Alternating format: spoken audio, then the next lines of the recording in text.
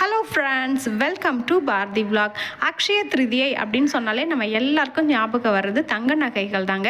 அந்த தங்க நகைகளை நம்ம எப்படி இன்னைய கோல்டு ரேட்டுக்கு என்ன விலையோ அந்த ரேட்டுக்கு எப்படி வாங்குறது, அவங்க போடுற கால்குலேஷன்லாம் கரெக்டாக இல்லையா அப்படின்றது எல்லாத்தையுமே இந்த வீடியோவில் நம்ம விரிவாக பார்க்கலாங்க. தங்க நகைகள் வாங்க போகணும் அப்படின்னாக்கா கண்டிப்பாக 3% ஜிஎஸ்டி மினிமம் செய்கூலி சேதாரமாச்சும் போடுவாங்க கோல்டு காயினுக்கு. நம்ம அந்த கோல்டு காயினுக்கு அந்த காசை கூட பே பண்ணாமல் அன்னைய கோல்டு ரேட் அளவுக்கு எப்படி வாங்கிட்டு வர்றது, நான் எந்த கடையில் வாங்கினேன் அப்படின்றது எல்லாத்தையுமே இந்த வீடியோவில் விரிவாக பார்க்கலாம். வாங்க நம்ம வீடியோக்குள்ளே பார்க்கலாம். நான் எவ்வளோ வாங்கியிருக்கேன் அப்படின்னு சொல்லிட்டு பார்க்கலாம். நான் என்றைக்கு புக் பண்ணேன் அப்படின்றதையும் முதல்ல சொல்லிடுறேன். பாருங்கள், 22 ஏப்ரல் 2025 அன்றைக்கி புக் பண்ணியிருக்கேன். இதனோட 916 கேடிஎம் தங்க காசு தான் நான் வாங்கியிருக்கேன். இதனோட வெயிட்டு பார்த்தீங்கன்னாக்கா 510 மில்லி தான் இருக்குது. இதுக்கு வரி எத்தனை பர்சன்ட் எனக்கு போட்டிருக்காங்க அப்படின்னு சொல்லிட்டு பார்த்தீங்கன்னா 10% போட்டிருக்காங்க. இதுக்கு அன்னைய ரேட், அன்னைக்கு கோல்டு ரேட் என்ன அப்படின்னு பார்த்தோம்னாக்கா 9290 போட்டிருக்காங்க.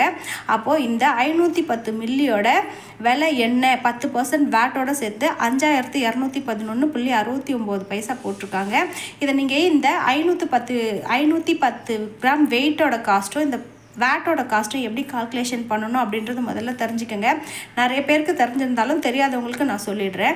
இந்த கால்குலேஷன் நம்ம முதல்ல தெரிஞ்சுக்கிட்டிங்கன்னா தான் அவங்க போடுற இந்த பில்லோட அமௌண்ட்டு கரெக்டாக வருதா இல்லையா, முன்ன பின்ன போடுறாங்களா அப்படின்றத நம்ம தெரிஞ்சுக்க முடியும். அதை நம்ம பார்க்கலாம். அன்னைக்கு 1 கிராம் தங்கத்தோட விலை எவ்வளோ போட்டிருக்காங்க பார்த்தீங்கன்னா 9290 போட்டிருக்காங்க.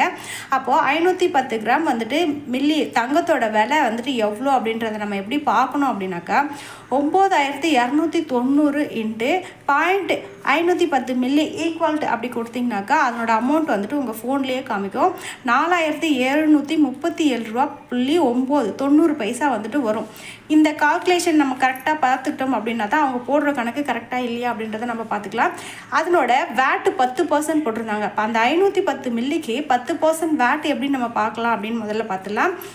1/2 கிராமுக்கான காஸ்ட் இங்கே போட்டிருக்கேன் 4737.90 அப்படின்னு உங்கள் ஃபோனில் டைப் பண்ணிட்டு இன்ட்டுன்ற சிம்பிளை போட்டு 10% கொடுத்து ஈக்குவல் டு கொடுத்தீங்கன்னாக்கா அந்த வேட்டோட காஸ்ட் இங்கே கிடைக்கும் 473.79. இது ரெண்டுத்தையும் நீங்கள் ப்ளஸ் பண்ணி பார்த்தீங்கன்னாக்கா அவங்க போட்ட பில்லோட காஸ்ட் உங்களுக்கு கரெக்டாக வந்துடணும்.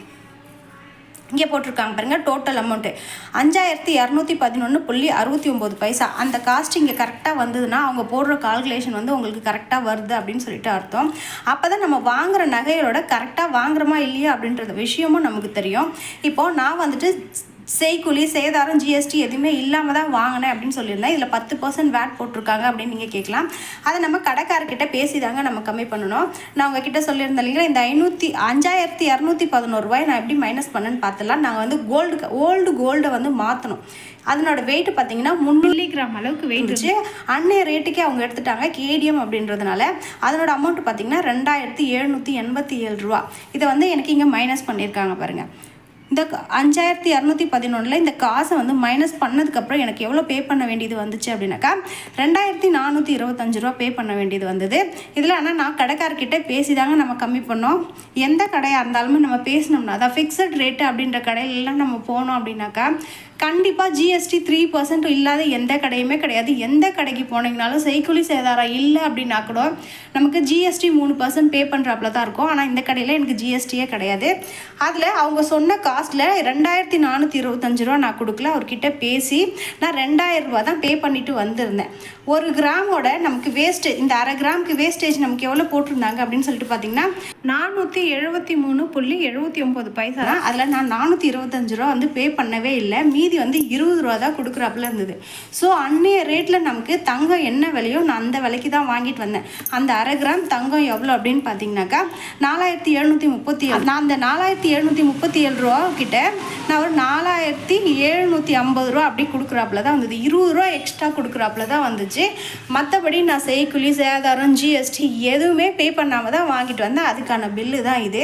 அந்த மாதிரி நம்ம பெரிய பெரிய கடைகளுக்கு போய் நம்ம காசை வந்துட்டு ஜிஎஸ்டி அதுக்கு இதுக்கு அப்படின்னு சொல்லிட்டு பே பண்ணாமல் இந்த மாதிரி சின்ன சின்ன கடைகளில் நம்ம பேசி கம்மி பண்ணிட்டு வந்துடலாம். இதே கடையில் நம்ம அந்த நகையை எடுத்துகிட்டு போய் கொடுத்தோம்னாலும் காசு வந்துட்டு அப்படியே அந்த அன்னைய ரேட்டுக்கு என்ன விலையோ அந்த விலைக்கு வந்து நமக்கு காசு திருப்பி கொடுத்துருவாங்க. அதனால் நீங்கள் பயப்பட தேவையில்லை.